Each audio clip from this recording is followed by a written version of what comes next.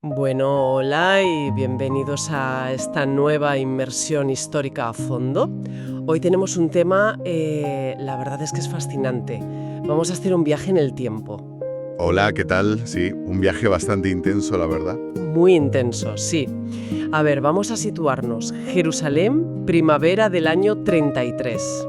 Imaginemos por un momento esa atmósfera para quienes nos escuchan. Sí, una ciudad completamente desbordado. Exacto.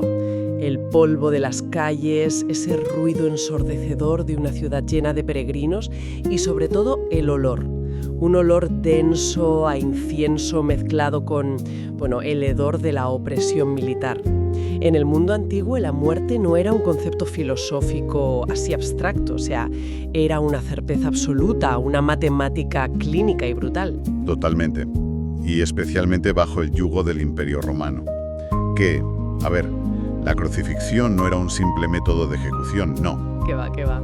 Era una valla publicitaria macabra, era el punto final sangriento y absoluto de cualquier historia de rebelión. O sea, un sistema diseñado para erradicar hasta la última gota de esperanza de la gente. Y ese diseño romano, fíjate, es el punto de partida fundamental para entender la magnitud de lo que vino después. Porque la crucifixión era pura comunicación política. El mensaje era clarísimo. Roma decide dónde termina tu historia. Por eso las cruces se levantaban en las encrucijadas, en los lugares de mayor tránsito. Sí, a la altura de los ojos, además. Exacto, a la altura de los ojos, para que la agonía fuera un espectáculo público. Y hay que decir algo importante. El debate histórico en torno a Jesús de Nazaret jamás ha girado sobre si murió o no en esa cruz. La maquinaria militar romana no dejaba margen de duda empírica. Claro, a ver, analicemos esto en detalle. Porque los soldados romanos que llevaban a cabo estas ejecuciones no eran aficionados, eran profesionales de la muerte. Sí, literal. Si fallaban en su cometido, pagaban con su propia vida.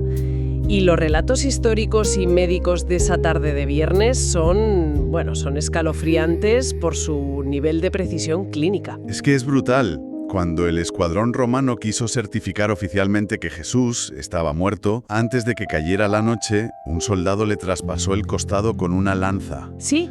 Y los registros de la época indican algo muy específico, que brotó sangre y agua. Y ojo a este detalle, porque, claro, es fascinante desde la perspectiva de la medicina forense de hoy en día. Totalmente. Esa efusión de sangre y un líquido transparente similar al agua es reconocida hoy como evidencia de una efusión pericárdica o pleural. O sea, la lanza atravesó el pulmón y el corazón. Madre mía. Es la prueba médica absoluta, documentada siglos antes de que se entendiera la anatomía humana a este nivel, de que el corazón había dejado de latir. Por tanto, nadie, ni sus seguidores más devotos, ni sus enemigos, sugirió jamás que hubiera sobrevivido al trauma de la cruz.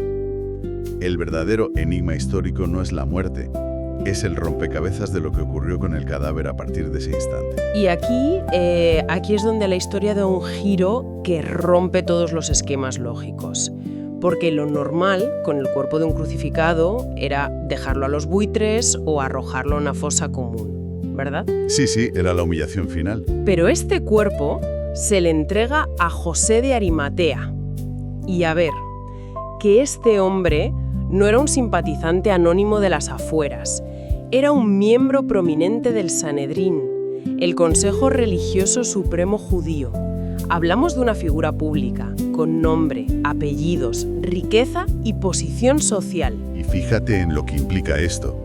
Fue en persona a reclamar el cuerpo a Poncio Pilato, lo que significa que todo este proceso quedó grabado en el registro oficial y burocrático de Roma. Exacto. Y no actuó en la clandestinidad ni actuó solo. Le acompañaba Nicodemo, que era otro alto magistrado religioso. Y los detalles técnicos del entierro son, asombrosos y fundamentales para entender qué pasa después. Prepararon el cuerpo con una cantidad exorbitante de especias. Sí, los textos históricos hablan de casi 100 libras romanas de mirra y aloe. O sea, para que nos hagamos una idea, estamos hablando de unos 33 kilos de resinas aromáticas, ¿no? Aproximadamente, sí. 33 kilos de una mezcla que en la práctica actúa como un pegamento súper denso. Envolvieron el cuerpo rígidamente en vendas de lino, capa tras capa, intercalando esta resina viscosa y siguiendo la estricta costumbre funeraria judía. O sea que el cuerpo quedado básicamente como un capullo rígido. Exactamente.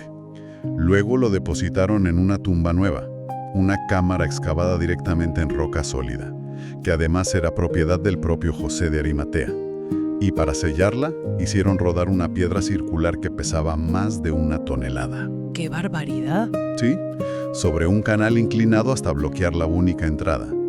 A ver, pero pongámonos escépticos por un momento. Tenemos una tumba, conocida por todos, las autoridades religiosas judías sabían perfectamente dónde estaba y recordaban muy bien que Jesús había repetido que resucitaría al 3er día, así que van a Pilato, el gobernador romano, y le exigen seguridad para evitar fraudes. Lógico, claro. Pilato les concede establecer un precinto imperial y asignar una custodia. Pero mi duda aquí es, a ver, la corrupción en el mundo antiguo estaba a la orden del día. ¿No es totalmente plausible que un grupo de seguidores ricos simplemente sobornaran a esos soldados para que miraran hacia otro lado en mitad de la noche? Claro. Bueno, esa es la primera teoría lógica que a cualquiera se le ocurriría, pero la maquinaria militar romana la hace insostenible. Una custodia romana no era un par de guardias adormilados o sobornables. ¿Ya? Era una unidad militar profesional de élite, compuesta generalmente por entre 4 y 16 hombres y fuertemente armados.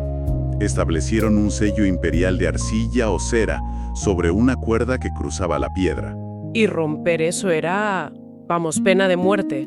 Romper ese sello con el símbolo de Roma era un acto de traición castigado con la crucifixión. Y respecto al soborno o la negligencia, la ley marcial romana era implacable.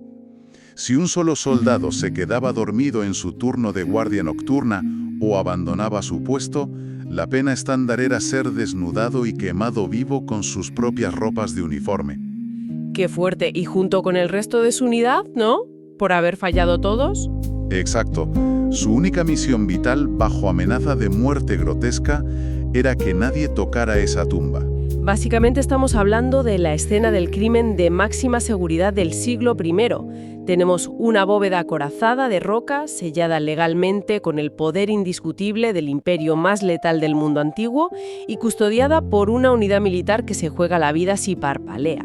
Literalmente. Entonces, si el poder político y religioso unió fuerzas absolutas para proteger ese lugar exacto, la pregunta inevitable, o sea, el misterio que ha consumido a los historiadores es ¿cómo es posible que fallaran? Porque llega la madrugada de aquel domingo, El primer día de la semana. y la piedra de más de 1 tonelada está movida, el sello romano roto, y la tumba está completamente vacía. Pero lo que resulta verdaderamente desconcertante no es la ausencia del cuerpo, son los detalles del interior. Sí, eso es clave. Cuando los apóstoles Pedro y Juan entran corriendo a la cámara funeraria, la escena que encuentran no tiene absolutamente nada que ver con el caos que dejaría un asalto o un robo de cadáveres. Ese es el detalle que lo cambia todo. Las vendas de lino, esos 33 kilos de lino endurecido por la resina de los que hablábamos, estaban intactas. No estaban cortadas ni esparcidas por el suelo. Estaban colapsadas sobre sí mismas como si el cuerpo simplemente se hubiera evaporado y atravesado el tejido sin desenrollarlo. ¡Wow! ¡Qué locura! Y el sudario, el paño específico que había cubierto el rostro, no estaba tirado en un rincón. Los relatos indican que estaba enrollado, doblado y colocado cuidadosamente aparte, en un sitio separado. Es que, a ver, eso no tiene ni pies ni cabeza si hablamos de un delito. Un ladrón de tumbas, con el terror de que la Guardia Romana lo intercepte en cualquier segundo, operaría con pánico total en la oscuridad de la madrugada. Claro, va a toda prisa. Entra, agarra lo que puede, tal vez arrastra el cuerpo a trompicones y huye despavorido. Un criminal bajo presión no se sienta en la oscuridad a desenvolver cuidadosamente a un muerto lleno de pegamento pegajoso. Totalmente. Y desde luego no invierta tiempo en dejar la ropa de cama inmaculadamente doblada antes de escapar. Exactamente. La disposición de esos lienzos es la antítesis de un robo. Ese orden meticuloso indica un evento que ocurrió con una calma absoluta y con un propósito. Es una escena que refleja dominio sobre la situación, no urgencia criminal. Además, un falsificador que inventa un relato épico para impresionar a las masas no se detiene a detallar que el paño de la cabeza estaba doblado. Es el clásico recuerdo fotográfico, ese pequeño detalle irrelevante pero extraño que un testigo ocular retiene en la retina precisamente porque rompe con todo lo que esperaba encontrar. Muy cierto, sí. Y esto nos lleva a un problema aún mayor. Un recinto vacío y unas vendas ordenadas no inician un movimiento mundial. Alguien tenía que afirmar haberlo visto vivo. ¿Y quién es la primera persona en dar la cara? María Magdalena. Así es. Ella llega al amanecer, ve la piedra desplazada, corre a avisar a Pedro y a Juan, y luego regresa y se queda sola, llorando junto a la tumba. Ve a dos ángeles, se da la vuelta y se encuentra con una figura en el jardín. Y fíjate, al principio no le reconoce. Lo confunde con el hortelano, con el encargado del jardín. Hasta que él pronuncia una sola palabra, su nombre, María. Y ella, reconociendo la voz, responde Rabuni, que significa maestro. Si nos detenemos a pensar en este momento como historiadores, aquí hay un argumento de peso demoledor. Pensemos en un grupo de hombres del siglo I, asustados y escondidos, decidiendo fabricar una gran mentira mesiánica para convencer al mundo grecorromano. Ajá. Si están redactando un fraude, jamás, bajo ninguna circunstancia, habrían elegido a una mujer como la primera y principal testigo ocular del evento más importante de su historia. Es que habría sido un suicidio argumental. En los tribunales judíos de la época, y según relatan historiadores contemporáneos como Flavio Josefo, el testimonio de las mujeres carecía de validez jurídica para establecer hechos legales probados. ¡Wow! Principalmente debido a prejuicios sociales de la época. Y para la sociedad romana, el testimonio femenino también era visto como algo emocional y poco fiable en el ámbito público. Entonces es un indicador brutal de autenticidad histórica. Porque nadie en su sano juicio inventa un mito fundacional apoyándose en testimonios que su propia sociedad considera inválidos en un tribunal. Si lo incluyeron en los relatos exponiéndose a las burlas de sus oponentes es pura y simplemente porque no tenían otra opción, porque así es como sucedió. Sí, y este detalle de autenticidad nos abre la puerta al inmenso choque teológico que esto supuso para ellos. El judaísmo del siglo I tenía la teología muy bien estructurada. Los saduceos, la élite del templo, no creían en absoluto en la vida después de la muerte ni en la resurrección. Ya. Los fariseos sí creían, pero su creencia consistía estrictamente en una resurrección general y simultánea de toda la humanidad justa, que ocurriría únicamente en el fin de los tiempos, en el día del juicio final. O sea que la idea de que un solo individuo se levantara de los muertos en medio del flujo de la historia humana directamente no existía en su repertorio mental, no encajaba en ninguna categoría que tuvieran disponible. Para nada. Es un error común pensar que los discípulos tomaron un mito antiguo de dioses que mueren y renacen y lo adaptaron. No, ellos eran judíos estrictos. Tuvieron que romper, forzar y expandir dolorosamente su propia teología milenaria para intentar articular y explicar algo físico, real y sin precedentes que acababan de presenciar. Claro. Y enfatizo la palabra físico, porque no estaban hablando de haber visto un espíritu incorpóreo o una visión fantasmal. Cierto. Es que los relatos de los 40 días posteriores son abrumadoramente terrenales. Se aparece a Pedro, luego a los 12, y en un momento dado un registro habla de una aparición a más de 500 personas a la vez. Sí, una locura. Y las interacciones son tremendamente tangibles. Pide algo de comer y come pescado asado con ellos en la playa. Invita a Tomás, que era el más escéptico de todos, a que meta físicamente sus dedos en las cicatrices de sus manos y su costado. Pero al mismo tiempo hay algo en estos relatos que siempre me ha resultado un poco chocante. ¿En qué sentido? Pues en la naturaleza de ese cuerpo. Por un lado, come pescado, pero por otro lado, atraviesa puertas atrancadas con llave. O el famoso relato del camino a Emaús. Ah, sí, claro. 2 discípulos caminan con él durante 12 kilómetros, charlando por el camino y no le reconocen. Si alguien intenta redactar una epopeya creíble, eso parece un error de guión gigante.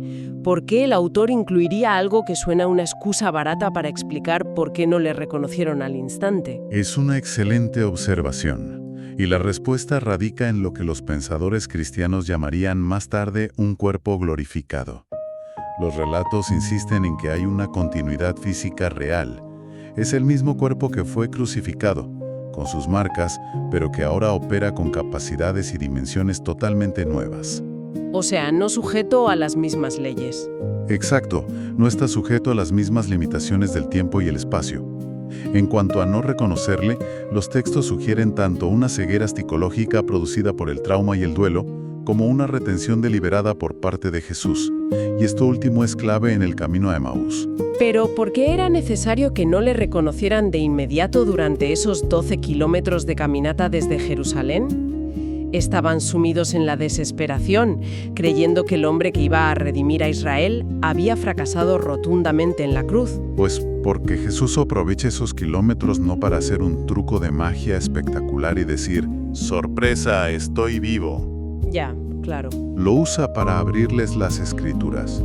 Comienza desde los escritos de Moisés y recorre meticulosamente a todos los profetas, explicándoles cómo absolutamente todo lo que había ocurrido esa semana en Jerusalén, o sea, el rechazo, el sufrimiento, la muerte, no era un accidente del destino, sino que estaba profunda y detalladamente profetizado. Era necesario. Solo al final del día, al caer la noche, cuando se sientan a la mesa y él toma el pan, lo bendice y lo parte, en ese gesto familiar, los ojos de los discípulos se abren, lo reconocen y en ese mismo instante, él desaparece de su vista.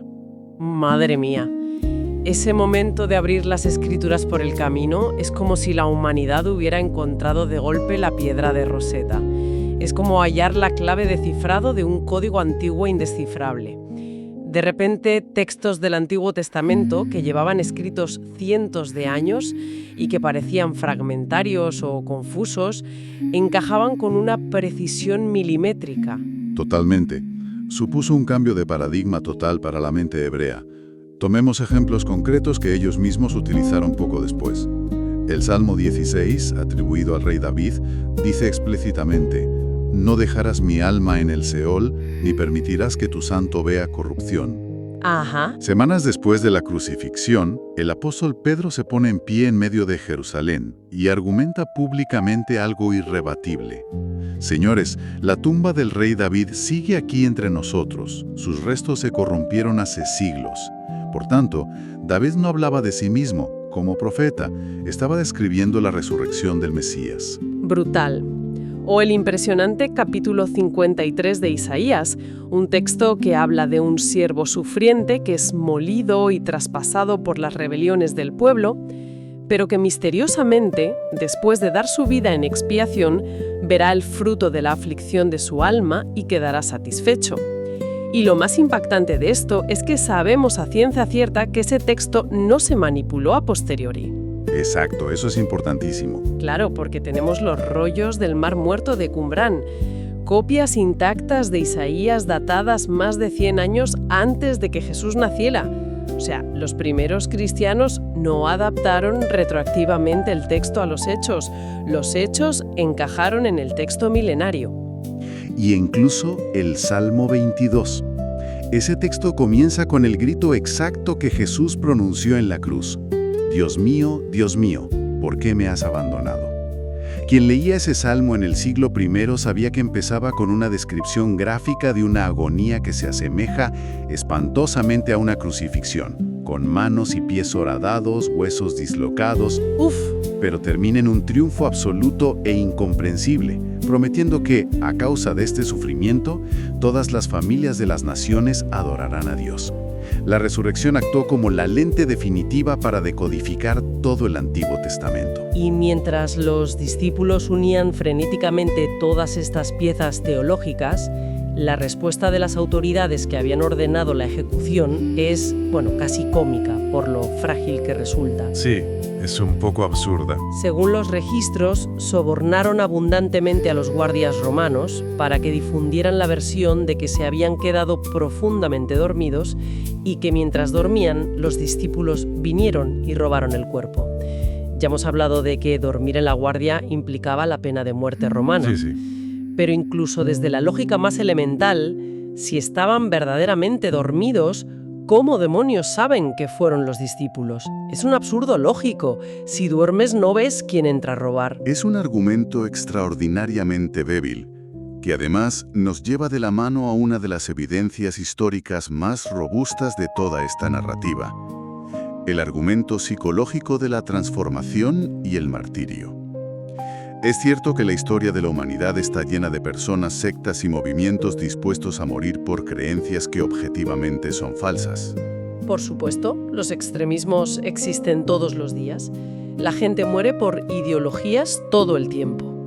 Pero el caso de la primera generación de apóstoles pertenece a una categoría psicológica totalmente distinta.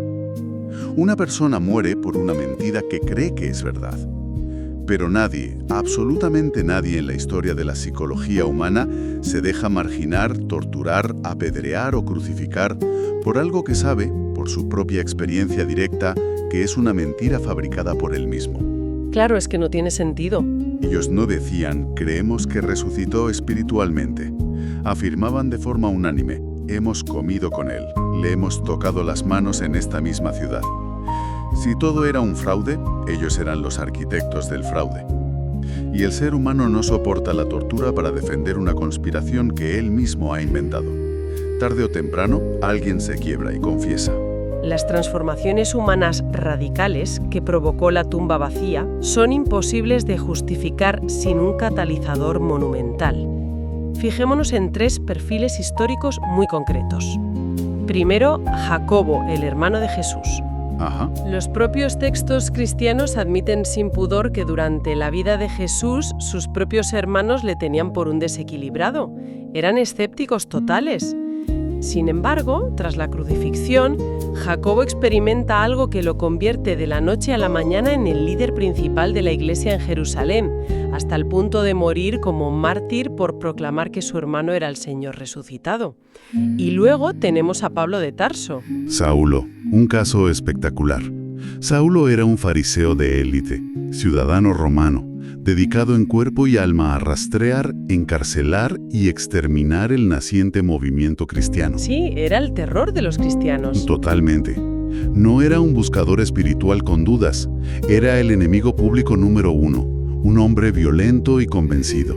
Y tras experimentar lo que él describe como una aparición directa de Cristo resucitado en el camino a Damasco, abandona su estatus, su poder y su carrera para convertirse en el mayor apóstol del mensaje. Ya ves. Sufriendo palizas y naufragios hasta morir decapitado en Roma. Un engaño de pescadores galileos no habría convencido jamás a una mente analítica e implacable como la de Pablo. Y el tercer perfil es quizá el más profundo a nivel humano, Simón Pedro. La noche del arresto, este hombre está tan aterrado, tan acobardado, que niega conocer a Jesús 3 veces frente a una simple sirvienta en el patio del sumo sacerdote, simplemente para salvar su pellejo. Sí, el miedo absoluto. Y sin embargo, apenas unas semanas después, ese mismo hombre se planta en medio del espacio público de Jerusalén, en la misma ciudad donde el Sanedrín tiene todo el control policial, y predica a viva voz ante miles de personas, acusando abiertamente a las autoridades de haber crucificado al Mesías. ¿Qué inyecta ese nivel de valentía suicida en un hombre roto por la cobardía? Pues lo que reconstruye a Pedro es un detalle exquisito y conmovedor de los textos, que nos habla de un proceso de restauración íntima. Ocurre semanas después, en el mar de Galilea. Ajá. Los discípulos desorientados han vuelto a su antiguo oficio, que era pescar. Pasan toda la noche en el mar y no atrapan nada. Al amanecer, una figura desde la orilla les indica que lancen la red al lado derecho y la sacan a rebosar de peces grandes.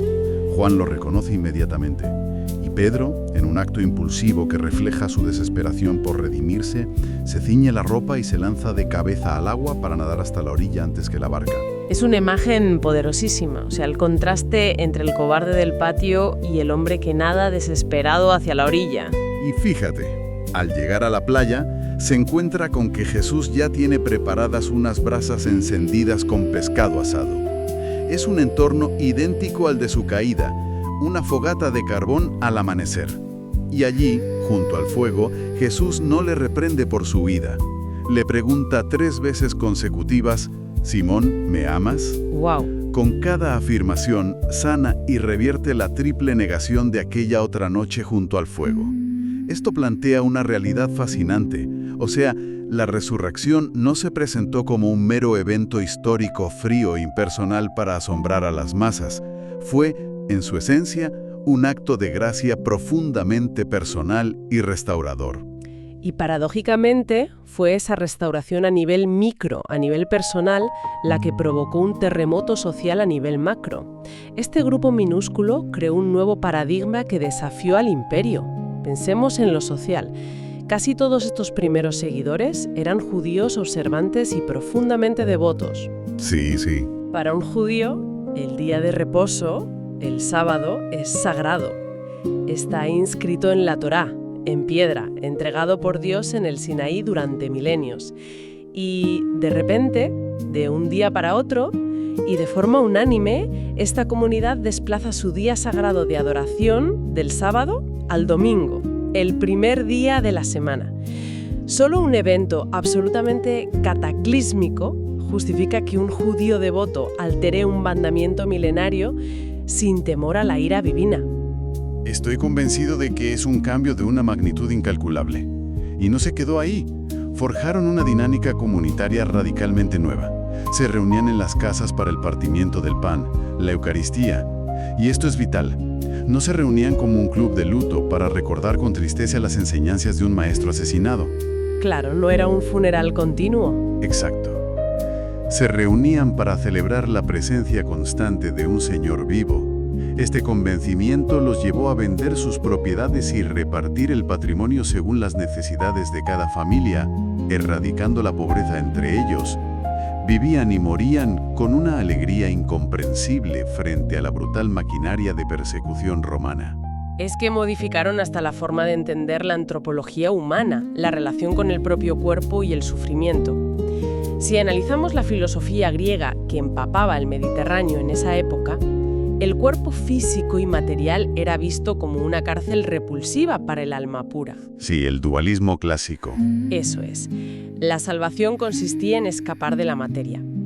Pero la resurrección física de Cristo golpeó esa filosofía en la línea de flotación. Estableció que el cuerpo material tiene valor eterno, que el mundo físico es bueno y será redimido. Y además garantizó a los creyentes lo que los textos llaman las primicias. Esa metáfora agrícola que utiliza el apóstol Pablo es esencial. En el mundo antiguo, las primicias son los primeros frutos tempranos de la cosecha que se presentan en el templo. Su presencia es la garantía, la promesa visible de que el resto de la inmensa cosecha está por llegar. ¡Qué bonito! La resurrección de Cristo era considerada esa primicia que garantizaba a sus seguidores su propia y futura resurrección corporal. Esta convicción transformó por completo su relación con el dolor. Pablo escribía que las aflicciones presentes, por terribles que fuesen, eran leves y momentáneas comparadas con la gloria venidera. Ya ves. Si la resurrección es un hecho real, entonces la enfermedad, el dolor, la tortura e incluso la hegemonía aplastante del César son realidades estrictamente temporales, finitas y superables. Si hacemos el esfuerzo de empatizar con la mente del siglo I, la verdad, una comprende la onda expansiva revolucionaria de este mensaje. El miedo a la muerte, ese terror atávico, sordo y constante que esclaviza a toda la humanidad desde el momento en que nacemos, quedaba repentinamente desarmado. Completamente desarmado. La muerte perdía su aguijón, sus garras. Ya no era un muro de hormigón armado contra el que la vida se estrellaba inevitablemente. Ya no era el silencio final absoluto. Se había convertido, a través de la cruz vacía, en una puerta, en una transición hacia una vida indestructible. Si intentamos hacer un balance histórico de todas las líneas de evidencia que confluyen simultáneamente en la primavera del año 33 en Jerusalén, bueno, nos encontramos ante un escenario monumental. Tenemos una cámara acorazada de máxima seguridad que aparece inexplicablemente vacía. Sí. Unos lienzos funerarios solidificados que descartan mecánicamente cualquier teoría de robo. Testigos presenciales improbables, comenzando por mujeres cuyo testimonio carecía de peso legal, hasta incluir a líderes escépticos empedernidos y a perseguidores letales. Y tenemos a un grupo de judíos reescribiendo milenios de teología para crear una categoría que no existía en su mente. Y vemos el nacimiento explosivo e imparable de una comunidad dispuesta a perder su patrimonio y su sangre sin retractarse jamás, precisamente en el mismo epicentro urbano donde unas semanas antes se había perpetrado la ejecución pública. A lo largo de casi 2000 años, con todo el bagaje de la filosofía, la sociología y el escrutinio histórico moderno a nuestra disposición, nadie ha logrado articular una hipótesis alternativa que consiga explicar satisfactoriamente todos y cada uno de estos factores al mismo tiempo. Es un cruce de la historia donde las piezas de la narrativa médica, psicológica y teológica encajan con una coherencia asombrosa, desafiando el escepticismo más riguroso y obligándonos a mirar los hechos de frente. Y esto, para ir cerrando, nos deja frente a una reflexión de un impacto incalculable. Porque solemos mirar la historia pasada, especialmente los eventos del mundo antiguo, como algo puramente clínico, fechas y datos en un libro de texto. Pero si este relato, si esta confluencia de evidencias apunta a que el evento realmente ocurrió de la manera en que los testigos narraron y murieron defendiendo, significa que la trayectoria de la historia humana no es un camino ciego que desemboca en la nada. Totalmente. Nos obliga a detenernos y preguntarnos muy seriamente si la muerte, el límite definitivo, el enemigo invicto y el punto final absoluto de toda la experiencia humana, pudo ser derrotada, desmantelada desde dentro y transformada en una simple puerta de paso. ¿Cómo debería cambiar eso radicalmente la manera en la que enfrentamos absolutamente cada miedo, cada diagnóstico médico, cada pérdida y cada decisión en nuestro día a día? Esa certeza matemática y aplastante de la ejecución romana con la que abríamos esta inmersión histórica, quizás, después de todo, solo era el oscuro preámbulo de una narrativa muchísimo más luminosa. Ojalá quienes nos escuchan se lleven esta idea para reflexionar. Hasta la próxima.